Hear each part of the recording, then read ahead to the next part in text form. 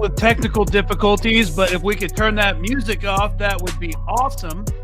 But welcome to the podcast, or the live show. Sorry, I got thrown off by whatever the heck just happened there. Hello and welcome to State of Play on Mint Press News for our special episode on 2024. Some of y'all's probably least favorite years, the year where untold millions in the Imperial Core realized how desperate and deteriorating the global situation has become. Most significantly, how this unveiled reality is affecting their personal lives.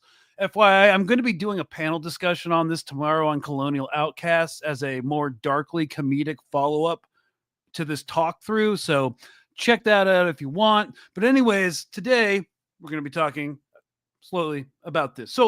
Last year has seen a live streamed genocide in Palestine. Sorry, I'm using the TikTok euphemism. If you use trigger words in the first 6 minutes of YouTube videos, like F-bombs or certain words that they don't like, you get censored. So live stream genocide in Palestine, an irresponsible and needless game of nuclear brinksmanship over the war in Ukraine, a mounting energy and financial crisis in Europe, the rise of global neo-fascism as capitalism reaches its dystopian zenith. What else? The unprecedented global heat temperatures, heat index, which will only get worse. The solidification of oligarchic control of the U.S. government and, European governments to a slightly lesser extent, I'd argue, typified by the figure of Elon Musk and friggin' Vivek. The continued disenfranchisement of the middle class, and the list of mounting crises goes on. Look, we've only got an hour, and so I'm going to be focusing on one of the more significant silver linings in this whole global debacle: mass education and class consciousness that has happened over the past year. First, sorry guys, I've had a lingering sinus infection for the past 2 weeks, and everything sucks, sore throat and everything, but I'm still going to try and bring in some zazz, like real zazz, into this diatribe. Also, we will be doing an extended Q&A in this episode because, it's the holidays. Why not? Let's do it. A second, I got to do the plug. Okay, and get that out of the way. Mint Press is a small independent newsroom. Very few people involved in this enterprise. If you support what we're doing, independent watchdog journalism and commentary on shows like State of Play, feel free, if you want to subscribe on Patreon for $5 a month. It goes a long way in supporting this endeavor. We have no corporate sponsors and have been demonetized over the years on just about every platform, including GoFundMe. So there's the plug. Just glad you're here. If you like, share, and subscribe, we'd really appreciate it. If you don't want to be shelling out another subscription in this day and age. So, first, back to the first point. Bringing Zaz back into the conversation. Things have been depressing, and it's not my purpose to downplay all the atrocities that have been happening overseas and back here at home. Like the story that broke 2 days ago, the 215 bodies found buried in a mass grave behind a Mississippi jail. Just inmates killed for, I don't know what reason. We don't know. The destruction of the last hospital in northern Gaza, and the detention, the abduction of a heroic physician therein, the occupation of Syria, the reformed Al-Qaeda leader al-Jawlani declaring that there won't be elections for another 4 years. I don't think anyone saw that coming, right? I think it's going to be a bit longer than 4 years. Normalization with Israel and Saudi Arabia and other comprador governments in the region, the perpetual war in Ukraine, etc. Oh, one more breaking story about the war in Ukraine. I want it to end, but there's some Schadenfreude going on right now. Breaking now: Russia rejects Trump team's reported peace deal proposals on Ukraine. Foreign Minister Lavrov says, and I just want to make one comment on this. While people are still filtering, oh, it's going to be a rough episode, filtering into the live.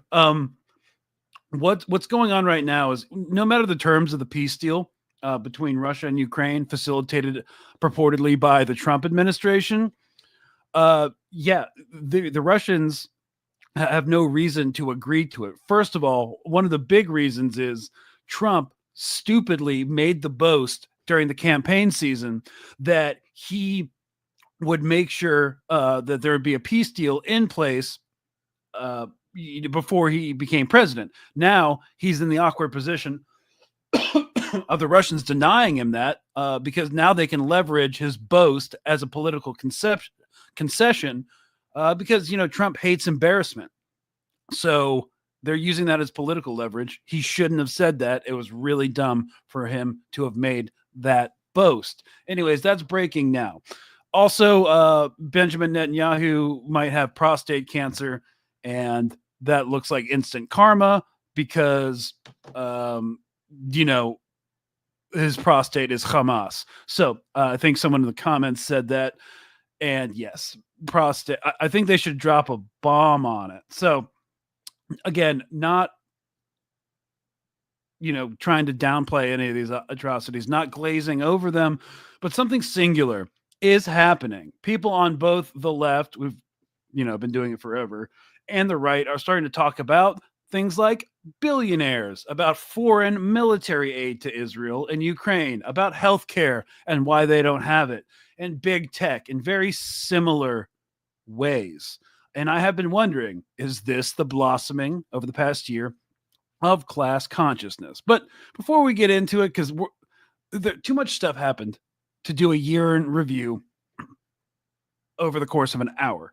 So we're going to be just focusing on one aspect. And the one aspect that is, as I said in the beginning, a silver lining, class consciousness and education about Israel, about imperialism, about capitalism, and why it's a bad move for not just people in the global south, but people in Western countries as well. So let's define our terms within the real quick, because this is a contested and debated term to some extent.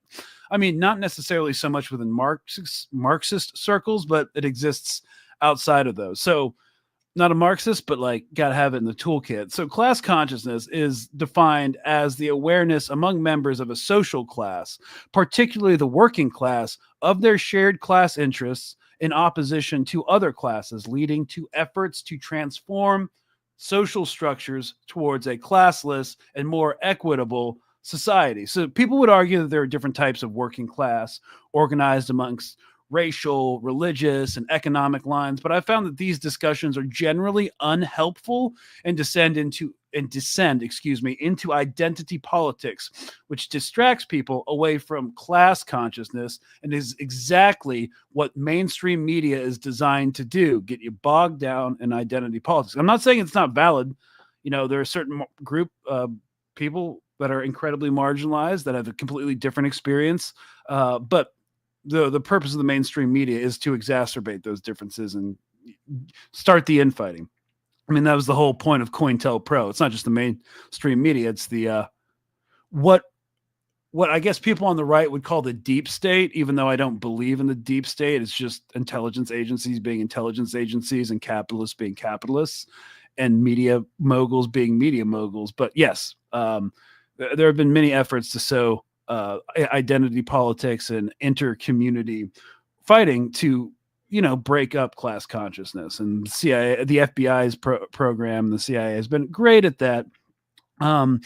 So what did Marx say about class consciousness? And again, I'm not a Marxist personally, but you got to have it in your toolkit as an alternative philosophy and way of evaluating situations in opposition to capitalism and, of course, imperialism. So class consciousness is an awareness that is key to sparking a revolution, as he said, which would create a dictatorship of the proletariat, transforming it from a wage-earning, propertyless mass into the ruling class. So that owns the means of production. So very skeptical of that ever happening personally, since there is no current threat to global capitalism, which is why the fascists of today don't have to act like the fascists of the 1930s with like goon squads, like breaking up unions and stuff. Because, we have the cops for that now. So, basically the belief that if the working class makes itself the ruling class and destroys the basis for class property, basis for class society, private property, or what Marx called bourgeoisie property, there will be a classless society. In this type of society, no social classes are in conflict and there is no government anymore. I personally don't see the party of a central government ever giving up the reins of power, because I think that's just human nature.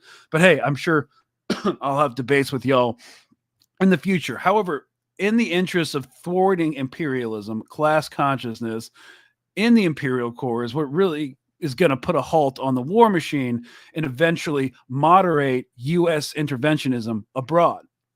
So there is such a thing as false class consciousness too. I just want to bring up one example of false class consciousness is when a person votes in such a way that might actually benefit those of a wealthier class rather than benefiting those in his or her own economic range. So like both Democrats and Republican voter base do this, but the Republicans are so much worse at it historically. So if you make a bunch of white nationalists terrified of a violent person of color, other like immigrants, that's their new issue, then they will bankrupt themselves, evict themselves, and imprison themselves. But there are certain ideas coalescing on the right that I think we can work with maybe, but I'm not entirely convinced. There's people like who I think might be on a right-wing grift, like Sank from the Young Turks, who's like doing right-wing conferences, like Republican congresses, and saying, we're going to talk to these people. And he's doing that. Some people are saying it's a grift. I watched his debate with Mark Lamont Hill on Mark Lamont's platform last night. Whether or not this was actually possible, I don't really think so, but I guess Chank believes it. Anyways, check this out. Okay. Here is a prominent thought leader.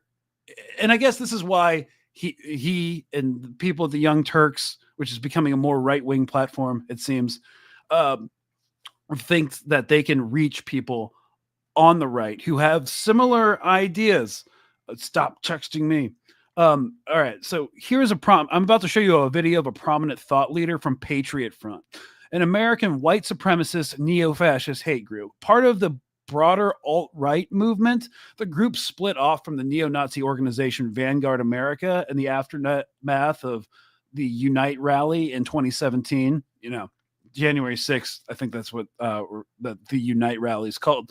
So Patriot Front's aesthetic combines traditional Americana with fascist symbolism. Internal communications in the group indicated that at approximately 200 members, it's grown significantly since 2001. And yeah, they're basically pro-Palestine, not because they actually are pro-Palestine, but they're more anti-Israel. And interestingly, anti-imperialism. And I'm going to talk about how problematic this is. So these guys aren't the silver lining that I'm talking about, even though I guess a broken clock is right twice a day. Our greatest ally. Honestly, with their actions, Israel should be a pariah state. We should have no business with them. The existence of Israel itself is a question that needs to be answered by the Middle East and not America. I'm a firm believer in the Monroe Doctrine, in George Washington's stance against foreign entangling alliances. We have a home, we have a whole continent to ourselves. We need to lead the world by example and not by military rule. It is an incredibly infeasible practice that Americans have been subjected to, that our government seeks to dominate the whole world militarily, whether it's in Israel, whether it's in China, whether it's against Russia. We have become despised because of this neoliberal, neocon imperialism, and Israel is the foremost and most despicable example of it. We have nothing in common with these people. They hate us. It is a common lie among conservatives that actually these are God-fearing, patriotic people. They just have a different country. They're just fighting. I just want to point out, I don't know why this guy has 2 American flags and 2 Texas flags. It's a little excessive. There's too many flags for me to not think you're a fascist. For a different flag. They have nothing in common with us. And that's what George Washington wanted. We should be friends with all nations, allies with none. Yeah. If you want that, then we need to stop propping up pariah states like Israel. How is the war in Israel? How is the fall of Syria helping your average American? It's helping Israel. That's exactly. Who it's for. That's not putting food on the table in the Midwest. That's not helping, towns in West Virginia, get more industrialized. That's not helping people recover from the hurricanes in the Southeast, right? What's it for? It's for them and the people who run the government. People who run the government. Okay, so I got sent that by a couple of friends who live outside of America, and they don't understand, they're not familiar with, internal American politics. But that basically, now Donnie, to quote the Big Lebowski, these men are fascists. I think Walter's quote from the Big Lebowski was, "These men are nihilists. They believe these men are cowards. They're nihilists." But I guess a broken clock is right twice a day, and as the saying goes. However, these guys aren't allies, right? They're saying a bunch of interesting things, which again could contribute to a pariah statehood for Israel. Sorry, sinus infection.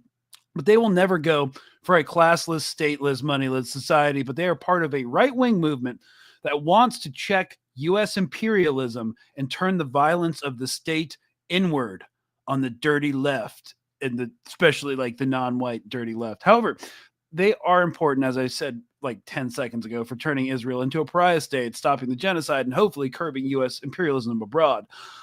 This is complex, but not unforeseen. Capitalism always descends into fascism. Again, watching the Young Turks try to reach out to this idea of a moderate anti-Trump Republican, and these guys, I'm not sure exactly where they stand. There are straight up Nazis like Nick Fuentes who are highly critical of Trump.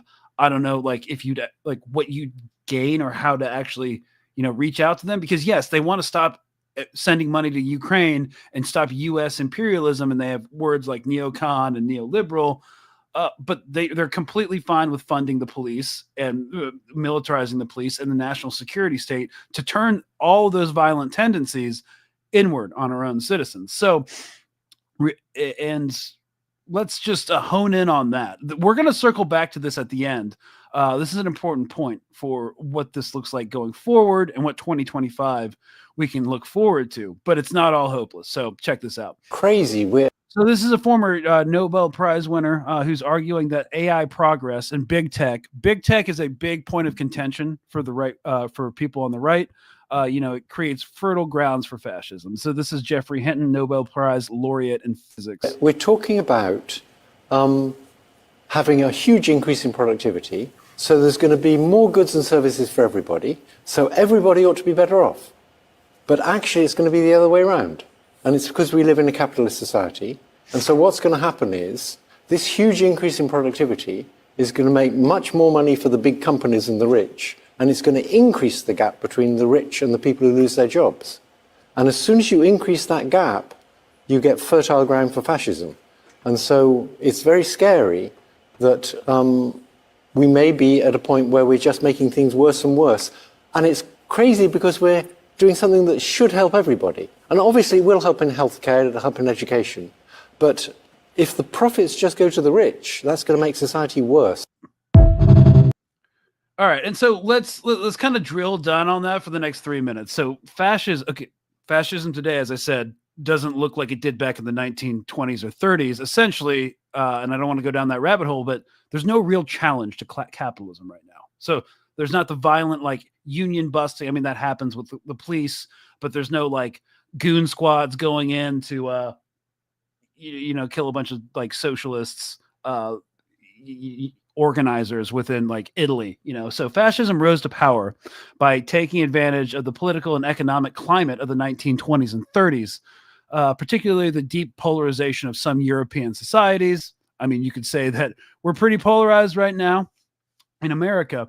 The Kingdom of Italy, the Weimar Germany, which were democracies with elected parliaments dominated by supporters of laissez-faire capitalism and Marxist socialism, whose intense opposition to each other made it difficult for stable governments to be formed. Of course, there's no Marxist opposition in the U.S. government.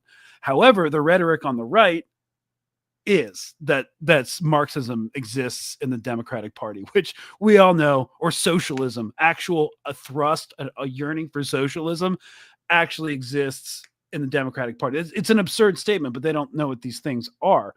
So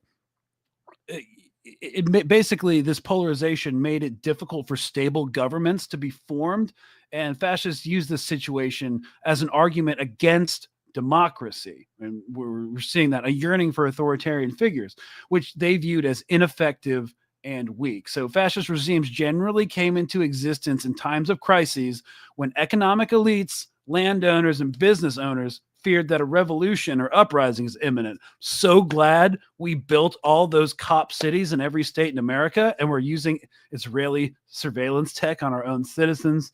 Hashtag imperial boomerang. We're not going to have, we might have time to go into that. So basically the fascists allied themselves with the economic elites, promising to protect their social status, right? And to suppress any potential revolution, socialist revolution. In exchange, the elites were asked to subordinate their interests to a broader nationalist project.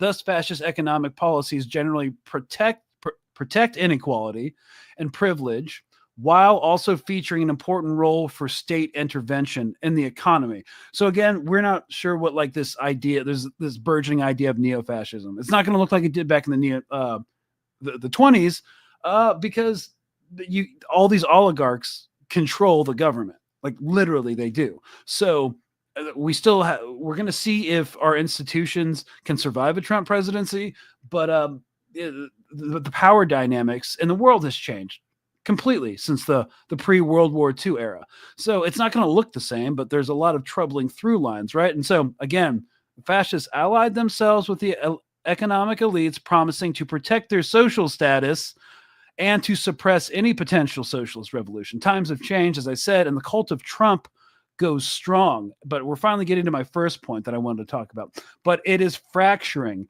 and the entire right, usually so good at towing the line, is turning to internecine inimical factions. Here is Laura Loomer, right-wing political leader, and unlike the legit anti-Semitic Patriot Front, the guy we just saw in the last video, she is a self-described feisty Jewess. So, they're not going to get along. So this is regarding Elon Musk, big tech, working man beef that has sprung up over immigration.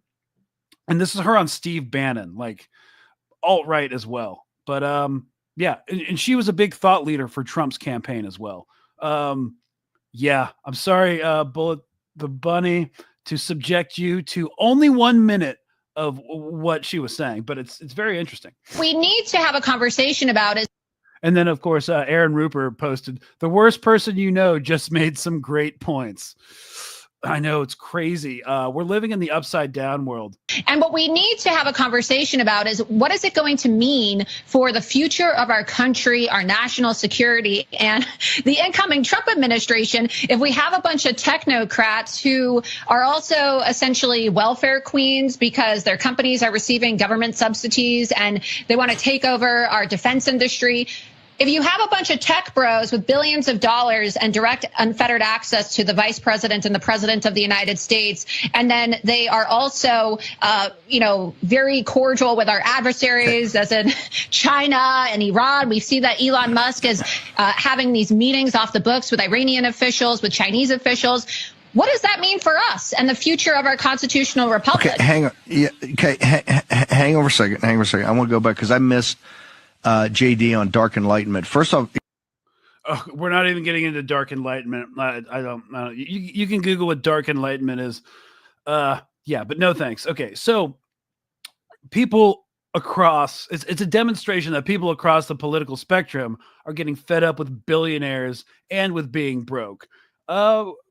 Here's let me see what else we got. It's getting frigging absurd, and people on both the left and right are realizing it. So Hello, this is because we're about to talk about healthcare, but Brian Nickel, the new CEO of Starbucks, and he'll be flying 1,600 kilometers to the office every day on his private jet. yes, any big influencer who so thoroughly defends Israel is generally, you can assume that she is connected with the Mossad. So yeah, thanks, Dawn Patrol. Let me try to remove that real quick. Okay, anyways, Starbucks CEO will fly every day on a private jet to his office. That's right. As part of his signing package, he's going to fly over 1,000 miles from Newport Beach to their headquarters, and he's not going to be required to relocate. Now, in fairness, they say every day, but that's only 3 days a week, the only times he'll be working. His base salary is $1.6 million. But due to cash bonuses and equity awards, which I'm too poor to know what that even means, his base salary could be worth over $100 million a year.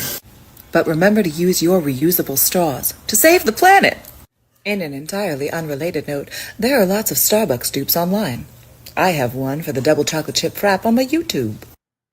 Yes, if you need pumpkin spice lattes, make them at home. Oh, and this is all connected to the environment as well. I know a couple of people on the anti-authoritarian right, like my ex-army buddies who are libertarian, who are like, maybe this climate change thing is really happening. For our generation to... Mark Zuckerberg, who recently added a $300 million diesel-powered mega yacht to his collection, lectures us about the urgency of climate change. Defining great works. How about stopping climate change before we destroy the planet and getting millions of people involved, manufacturing and installing solar panels? We get that our greatest challenges need global responses too. No country can fight climate change alone or prevent pandemics. Progress now requires coming together, not just as cities or nations, but also as a global community. Guys, when it comes to climate change, it's not capitalism, because as my father says, capitalism is the best way to allocate capital fairly and equitably. Can't save them. Don't choose your parents. But so climate change, genocide, massive wealth inequality.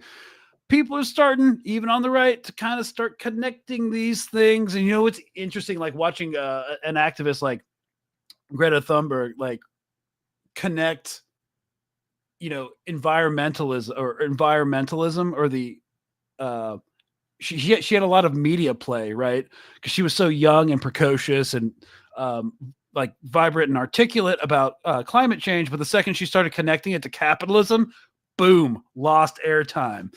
And now that she's started to connect environmental change or climate change to capitalism and capitalism to genocide and genocide to environmental change, now she's just completely demonized. So, there is no genocide in Gaza. Stop the lies. Okay, bye, Felicia. Or you can stick around. I mean, this is not really what this episode's about. Just kidding. No, now that we've we're going to circle back to the infighting on the right, but this is all part of the same system, and people are starting to wake up because, like, all of these trends, the system that it works is kind of complex in theory, but it's not actually that complex to kind of get the general model. So genocide, but the basic thing that I like to say to start explaining this to people is, like, genocide is the highest stage of settler colonialism. You got to settle the land, so you got to displace and kill the people who came there first.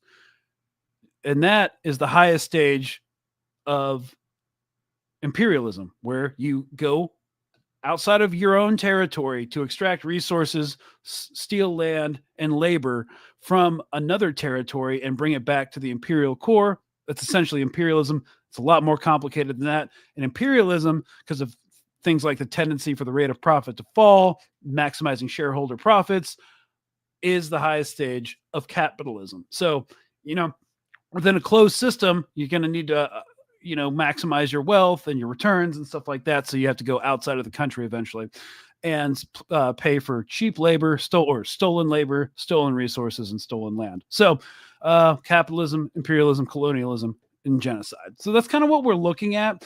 And in the context of Israel, which people on both the left and the right are turning against in Israel, the genocide in Palestine, and if you don't even agree that it's a genocide, I'm really not interested in arguing that point anymore. But the massive, unprecedented violence, there's no argument against that has occurred, has been educating people. And people have been making connections. It's been this massive awakening to what Israel is, then what America is, then what the global war on terror was. And they're now connecting things to climate change. We had the hottest year on record. It's only going to get worse. And to things like the prison industrial complex, the police state, and the national security state. It's all part of one system. So, and one of the best demonstrations of that is looking at South Africa and the political cover we gave to them.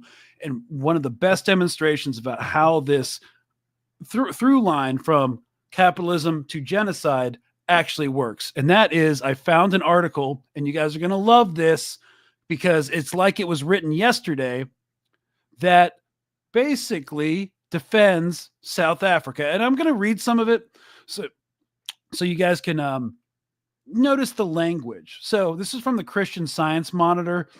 Back in the 80s and early 90s, this was like a pretty legit magazine. The title is South Africa Shouldn't Be Singled Out. Yeah, you know where this is going. While the violation of human rights is the norm rather than the exception in most of Africa's 40 black-ruled states, the spotlight remains on South Africa. So while, calling out human rights violations in other places is kind of like when people first started protesting the genocide in Palestine, in Gaza specifically. People were like, where were you guys doing when you were not protesting Syria? What about Congo? What about Sudan? Huh? You're not morally consistent. So it's this kind of BS. They start right off the bat. The images of racism, white supremacy, Nazism, etc., are the most effective part of a campaign to play on white guilt and to condition hatred for South Africa. So instead of anti-Semitism, they're going with white guilt. We're manipulating, the manifest destiny in America and, the genocide during World War II. So while it's true that there are many things wrong in South Africa, just like there are many things wrong in Israel, the facts are sensationalized and distorted. A cheap political campaign to get black and also well-meaning, though not as well-informed, white liberal votes is being run by using the white racist regime in Pretoria as a unifying issue. So here it really gets into it. Contrary to popular belief, the whites did not take the country from the blacks. When the Dutch settled in the Cape in 1652, they found a barren, largely unpopulated land. Together with the French and German settlers, they built a dynamic society. Look, it's just like, what did they say in the 40s during the early period of Zionism? A land or a land without a people for a people without a land. So it's basically declaring terra nullius terra nullius, untaken land, which we know now. We've always known it's freaking absurd. It was not until 100 years later, as they advanced across these vast, unexplored territories, that they met with the blacks who were moving south. So contrary to myth, the blacks were never run off their land. They settled in tribal lands of their own choice. Look, we're not going to get into the history of South Africa and the Dutch. It's basic. Yeah. Once you've seen one settler colonial project, there's a common through lines and everything. When the whites met the blacks had no written language, no technological knowledge, no cure for infectious diseases, so they civilized them.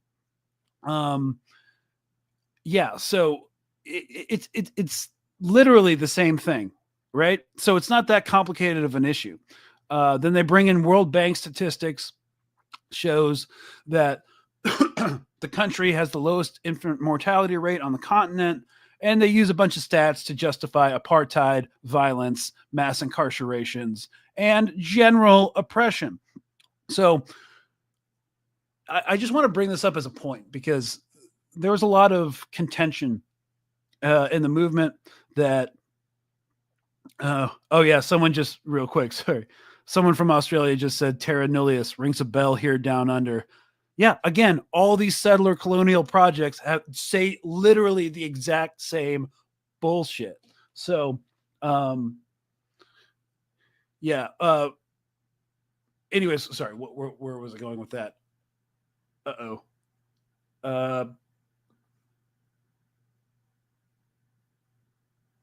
Okay, got it. Don't worry, we're good. So, back in 1989, there was op-eds defending apartheid South Africa. And even in 1989, very few people thought that South Africa would ever fall. It had the backing of Western institutions, the World Bank, the IMF. Eventually, they lost UN support, just like Israel's lost UN support. And the last two countries were to support South Africa were Israel and the United States. Obviously, because Israel, had a joint nuclear weapons program with them. Essentially, it's kind of reductive. And they were also an apartheid occupation. And they admired the South African way of doing things. And they were influenced heavily by how South Africa ran their stuff. And so, yes, no one thought that the South African project, the white supremacist government, would collapse, and it did rapidly, just like right now. And they also had the benefit of, the Zionist lobby backing informing U.S. policy to keep South Africa going. They also had white supremacy within the structures of United States power backing them. And the same things are happening. Boycotts, and settlers leaving and going back to where they came from. Someone says selective inclusion based on privilege seems foundational to colonial oppression. And yeah, a whole new generation is kind of seeing this thing. Now, a couple things have changed. There's an ongoing genocide being live streamed. South Africa did some very similar things, but it wasn't as blatant, and it was more in the colonial past. But Israel's doing it right now, and they're compromising their entire politics. And they didn't have like a bunch of right-wing people in South Africa like calling for the disintegration of the state, that we should stop funding them, because again, it was a strictly white supremacist project. And now we have people from the Patriot Front saying, hey, we need to get out of Israel. Influential voices in the far alt-right. I don't think they're allies, but that is happening. And the question is, can this lead to something like class consciousness? And yeah, BDS, someone brought up, was very successful. Yeah, thanks. BDS was very successful against South African apartheid. It took a long friggin' time. There's still something that happened to South Africa a long time before it actually fell. And that's when they were banned from the Olympics for years. Israel, it hasn't got to that point yet, but there's other things that happened that are happening really fast for Israel. So anyways, now we've kind of established that Israel's inherently problematic, that it's going the way of South Africa, just demonstrably, because this is just how colonialism functions this happens to every project. It's in its extinction burst, which is where they double down on violence because policy against the natives fails. And they double down on violence and double down on violence, and it doesn't work because they can't kill everybody, and there will always be resistance, despite what happened in Syria, despite Iran trying to normalize relations, more peaceful relations with an incoming Trump presidency. So they're going to probably roll back on their funding of the axis of resistance. It will still exist, but this is an extinction burst. And it happens, it's late stage colonial violence, and it happens before every project fails. Now there's other things happening. People are sick of sending $90 billion to Ukraine. For what? We brought that up earlier. It doesn't seem like Trump is going to be able to force a peace solution, because why would the Russians want that right now? And that's going to be highly embarrassing. And the thing is, a lot of people are concerned about the Trump administration gutting the Constitution, destroying everything, taking away all our civil liberties. They definitely will fund the police, the national security state more. Imperialism abroad may be curbed, but it's going to turn inwards. So that's what I'm looking for in 2025. But how effective will that be? Because, like, what is their administration doing right now? It's already coming apart before they're even in office. I mean, it's funny. Objectively funny. Okay, she's laughing too long. It looks like but right. Basically, okay. So Musk says hateful, unrepentant racists must be removed from Republican Party as visa feud deepens. It looks like Mr. Great Replacement Theory himself. Oh yeah. As a child of apartheid South Africa, Elon Musk believes in Great Replacement Theory, which is basically whites aren't having enough children, purebred children, so they'll be replaced by people of color. Has gone all woke mind virus. Apparently now he thinks racism is a problem with the party. Now Mr. Apartheid himself thinks it should be removed, root and stem. Calling them, quote, contemptible fools. Basket of deplorables, anyone? Neera Tanden, who is an Indian American member of the current administration, has been pointing out that, as much as they thought there would be, there's, quote, no exception for you.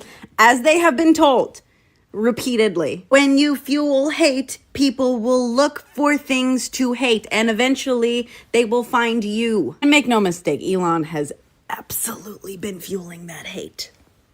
I can't even repeat a lot of what he says on here, but whatever. We all know that. I mean, that video didn't make really any good points, but yeah, I mean, it is kind of amusing watching this whole apparatus descend, like the feeding frenzy. So Elon Musk, when he started beefing with Laura Loomer, he took away her verification status and like deleted her account and demonetized her account and stuff. This bastion of free speech. Showing people that he's actually not a bastion of free speech, and that's kind of spreading to other areas of the conservative movement. So if I can put one thing down on like the good things that have happened this year, it's a budding awareness of people learning about capitalism and U.S. interventionism and Western complicity in that, how it affects their own lives. And budding class consciousness maybe on the right, whether or not we'll be able to work with them, because they, unlike Cenk, from the Young Turks, who thinks they can be reasoned with, I think in my experience libertarians and constitutionalists can, but MAGA world I've had very little success. But who knows? So we that wait and see. But another benefit of what's happened is also the Trump's in office now. He's going into office, and if that might be bad for Americans, but it'll probably be good for people who live anywhere in the global South. I know he says he wants to invade Panama, but okay, good, do that. See what happens when we go into another interventionist war, which again, people on the right do not want. They have this isolationist bent that's growing and growing and growing. They haven't connected why they're so poor to capitalism, but I feel like some of them are starting to get there. So that's encouraging. Because they're like 90 billion to Ukraine. Why? You know, I don't think they care about homeless people in a generalizing statement, but they're like, there are problems at home. And after this shooting of Brian Thompson, the healthcare CEO, did you guys see how their comments sections turned on Ben Shapiro, and he got ratioed by his own audience and he lost so many followers? They're starting to wake up and realize like what him, Matt Walsh are doing. Yeah. So someone says, oh, that's awesome. I feel like 2024 was the year I finally woke up, and I'm 51 years old. Hell yeah. It's never too old. Someone said Trump kept y'all busy last time. That's all I asked for. Yeah, well, Trump's in massive cognitive decline. He's not going to be able to fulfill his promises he made to end the war on Russia. His cabinet is already descending into infighting. Seems like they're going to keep themselves busy.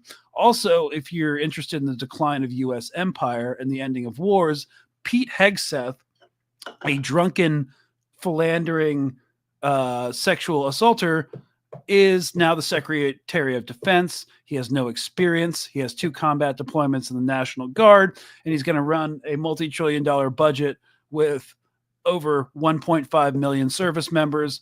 He's going to be involved in everything that goes on in the U.S. military, including a future war with China. So I'm sure he is the candidate that y'all MAGA freaks definitely want controlling the military. It's a joke. This is a joke of a cabinet. So we'll see how effective Trump will be going into the new year. But I mean, again, a lot of bad things are going to happen, even if he can't shred the Constitution. More police, which would happen under Democrats, and more national security state shit. So, and also more money to his billionaire buddies, less money to the working class. Again, false class consciousness. You think Trump's a man of the people and he's going to drain the swamp. He is the swamp. He has surrounded himself with an entire cabinet of swamp creatures. So,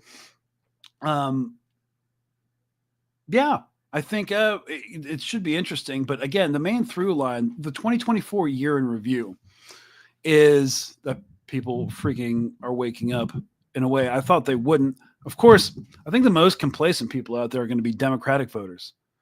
Because they're just going to be like, look at Trump, look how crazy he is, look at his cabinet members, and not have any introspection. So I'm going to keep working with like the anti-authoritarian right, trying to get them on board, but don't have much hope for MAGA world. But it's interesting that people are like almost getting it. They're like to the point where they see like unions are good. Like unions are good. Even though they're like a tenet of socialism. So, I mean, that's a good start. And again, as he's not going to fix the economy is only going to get worse. If he actually goes through with these tariffs against China and other countries that he doesn't like, I don't think it'll ever happen because it's political suicide. But things are just going to get worse economically. So, do I support the 2025 tariffs against Canada? No, I am not into tariffs. So, yeah, generally speaking, I haven't read through the entire tariff proposal, but if it's anything like the China tariffs proposal, no. Okay. So yeah, let's see what we got in terms of questions. We got 10 minutes left, and oh my, I'm almost at the end of my talking. Yeah, someone says here comes along another world war. I'm not so sure about that. I do think the conflict over Russia under Trump eventually will end, not to the benefit of the United States or the West. And I think relations with Iran may stabilize. I'm not sure how hawkish Trump wants to be or how competent his government and a military under Trump would be either. So I'm not sure a war against Iran would be a flashpoint. I know the U.S. Navy is preparing for a conflict in the Pacific against China by 2027, but we have a massive recruiting crisis. Guys, there's just like so many problems. There's so many problems with the U.S. And we do have a ton of inertia behind us, but like, I'm not convinced. There's just not the same impetus on the home front where like people could still afford houses in 2001, where people are going to sign up for another 20-year forever war. So someone's like, what caused the collapse? The collapse was caused by just bad policy, foreign and domestic, for the past like 40 years. I think we need to make common cause with the anti-imperialist right, minus any fascism. Weeding out the two may be difficult, because they definitely want to turn imperialism inward and sick the police and the National Guard on protesters that protest, their ideals or principles or the Trump presidency. I mean, I like that they're finally learning about imperialism. They haven't learned about, like, again, the class consciousness, the problems with capitalism. They haven't made that connection yet. If they do, maybe they can de-racify themselves. Some are not actually fascist. That is definitely true if it's like the anti-authoritarian right too. I mean, look, I have my own problems with my libertarian buddies who are in the army. They're like, tyranny.gov, bad. Tyranny.com, tell me more. So yeah, we're going to have to figure that out. And I don't want to make too many predictions because like what's happening right now is insane. Like we're in completely uncharted territory. We're at an inflection point where history is moving very quickly. So we'll see if we can make common cause. I'm just not going to go on probably any far-right talk show. I might go to a far-right talk show just to blow it the fuck up. So we'll see what happens with that. So is this why we're hearing rumors of another pandemic, H1N5, to keep the people from uniting? I haven't really been paying attention to that. I actually took Christmas off. So another pandemic, I don't know. I'm not really a COVID conspiracy theorist, but I hope there's not another thing coming. If it does come, yes, nothing de-unites people like plague. The only Republicans I know who claim unions are bad make $100,000 a year. Go figure. It's a really good point. But the thing is, those are like the Republican donors who control and shape the RNC narrative. So maybe if these pro-union Republicans start learning and educating themselves about tariffs, about, how the entire system works to disenfranchise them, to take away their money, to take more labor and pay them less for it, maybe there'll be some hope. I think the big unification that's happened around this has been the healthcare issue. So what else we got, guys?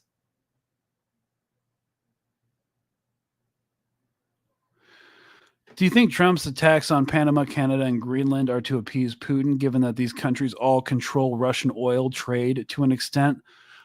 I guess you could make an argument that, like, the Panama, and it's because of the Panama Canal, just like the West wants, it's a vital trade canal that saves a lot of people a lot of money and time shipping their goods.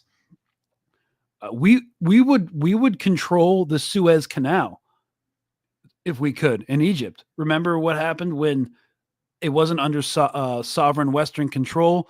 I forget when. Was this the 70s or the 80s? Or no, this was the 60s. Yeah. Where the Egyptian government shut down the Suez Canal and the Brits invaded. Like they had an airborne assault and it was a friggin' debacle. So is it about helping out Russia control trade or helping out the United States control trade? Again, the United States would want to, as an imperialist power, want to control that the Panama Canal, no matter what. And with Canada, I don't know. Trump always says crazy stuff about his neighbors. You know, he said we're gonna invade Mexico and like unleash American special operations against the cartels. I mean, the cartels wouldn't survive, but then there's a whole lot of insane problems if you do that. So, Greenland. Who wants to invade Greenland? There's just I'm sorry. I just don't believe there's public consent for an actual invasion of anything, like economic sanctions to try to bully them into what they want, tariffs, you know, as they said, against Canada, but invasion, unless you're defining attacks as economic sanctions, which is a form of violence. So yeah, but I don't know if it's about Putin appeasement. I'm 3 years with long COVID. I don't need another flipping virus. Yeah. I don't know. I've been sick so much. I wonder if I have long COVID. I'd be so pissed if I did. I don't know. I hope you don't have long COVID forever. So the U.S. government works with the cartel. I mean, there was that unfortunate thing with Nicaragua and selling crack into black neighborhoods, but currently with the cartel, I'm not so sure. I know the cartel definitely works with local politicians and police because of corruption, you know, especially in border states. So,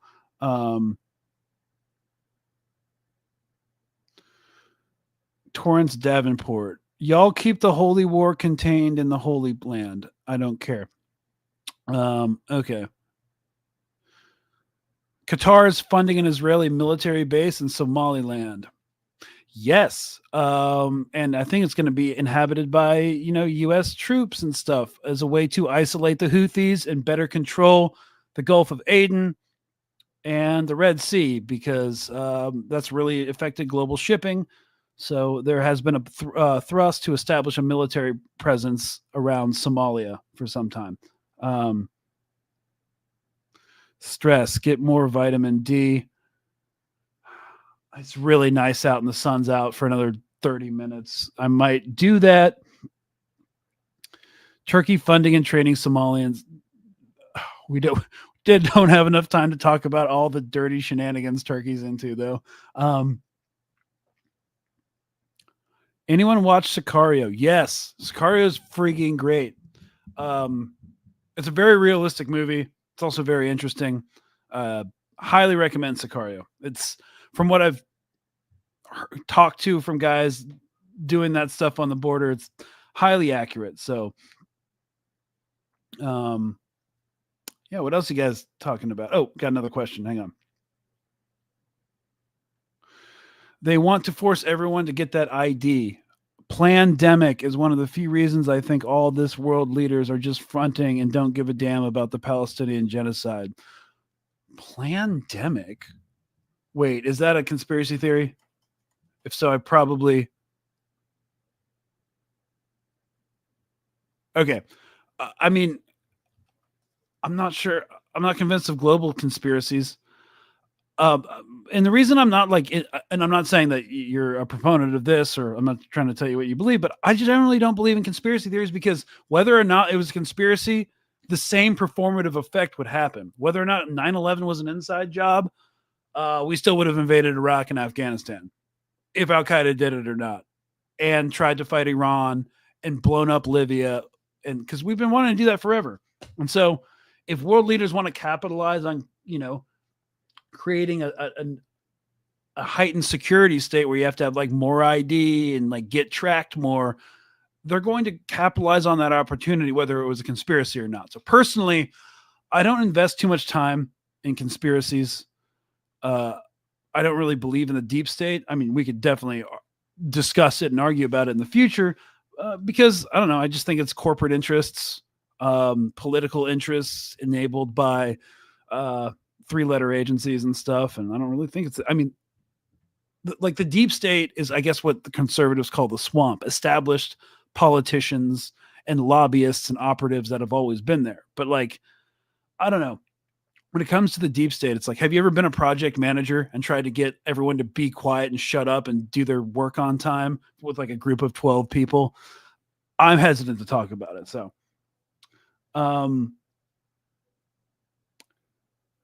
Peter Thiel, Carbine 911. Yeah, I definitely agree with. I agree with David. It's just how the system works, guys. And finally, any news on the head of the last hospital in North Gaza? Since the beginning of this recording, no, I have not heard anything. So, yeah. Anyways, guys, I think the system right now is working exactly how it's meant to work. So I guess the big roll up for 2024 is people are starting to realize that on a massive scale, not just in the United States, but Europe. And a lot of people in the global South already knew this because they had to. So, yeah. And of course, another part of the conspiracy is they don't need trackers. Everyone has a cell phone. They already got trackers on humanity.